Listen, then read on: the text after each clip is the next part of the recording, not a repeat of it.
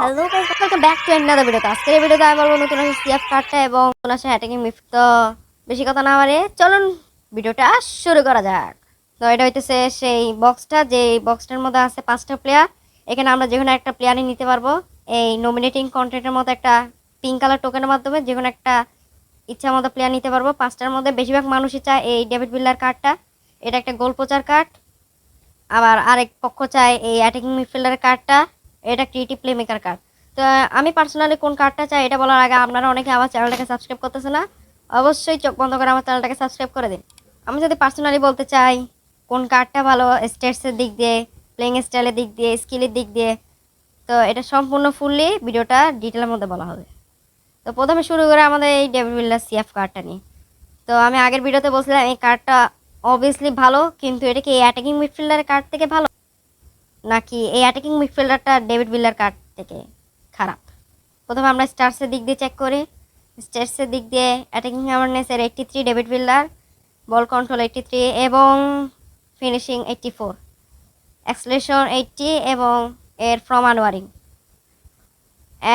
এর স্কিলগুলো হচ্ছে social fin, double touch, Marseille turn, cut bang and turn, তারপর sole control, long range curler, chip shot control, acrobatic finishing, first time shot, penalty specially, এবং এর booster হইতেছে strike সিরিজমেন্ট। তো সত্যি কথা বলতে গেলে এটা একটা মোটামুটি ভালো কার্ড।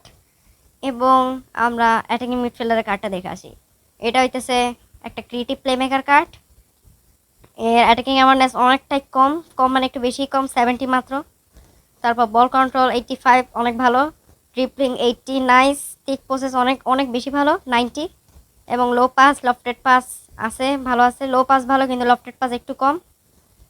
তারপর এখানে কার্লও মোটামুটি ভালো, এবং সেট পিক টেকিং এটাও 83 আছে, ভালো। কিকিং পাওয়ার 83, নাইস। ব্যালেন্সও ভালো আছে। এবং এর ফর্ম হচ্ছে স্ট্যান্ডার্ড ফর্ম। এর বুস্টার হচ্ছে টেকনিক, এবং এর স্কিল আছে double touch, sole control, long range curler, কোচুনহুং শট, তারপর weighted pass, pin point crossing, outside curler, rabona, তারপর লো লফটেড পাস, ক্যাপ্টেন্সি। তো সত্যি কথা বলতে গেলে এটা একটা ভালো কার্ড। এখন আমি পার্সোনালি কোন কার্ডটাকে বেশি অ্যাফেয়ার করব, সত্যি কথা বলতে গেলে আমি আপনাদেরকে বলবো অবশ্যই আপনারা এই ডেভিড বিল্লার কার্ডটা নেবেন। मजा आया। এই কার্ডটা নেওয়ার দুইটা কারণ আছে। এর প্রথম কারণ হইতেছে এর অ্যাটাকিং অ্যাওয়ারনেস, তারপর হচ্ছে এর অ্যাটাকিং অ্যাওয়ারনেস 83। এক কথা এটা বেস্ট অ্যাটাকিং অ্যাওয়ারনেস, কাজে রান মেকে কোনো সমস্যা হবে না, ফার্স্ট। আর সেকেন্ড হচ্ছে যে এর যদি আপনার কাছে কোনো গোল পোজা কার্ড না থাকে তাহলে আপনারা এই কার্ডটা নেবেন। কিন্তু অ্যাটাকিং মিডফিল্ডারের ব্যাপারে আমি যদি বলি, এটার অ্যাটাকিং অ্যাওয়ারনেস অনেকটাই কম, এটা না নেওয়ার প্রথম কারণ। এবং দ্বিতীয় কারণ হচ্ছে আপনাদের কাছে অবশ্যই ফ্রি দেওয়া 2025 সালে মেসি কার্ডটা অবশ্যই থাকবে। যদি মেসি কার্ডটাও না থাকে তাহলে আপনাদের কাছে অবশ্যই কেভিন ডি ব্রুইনে, আরও অনেক অনেক অনেক অনেক অনেক অনেক ক্রিয়েটিভ প্লে মেকারের কার্ড আছে, ওগুলো ব্যবহার করতে পারেন।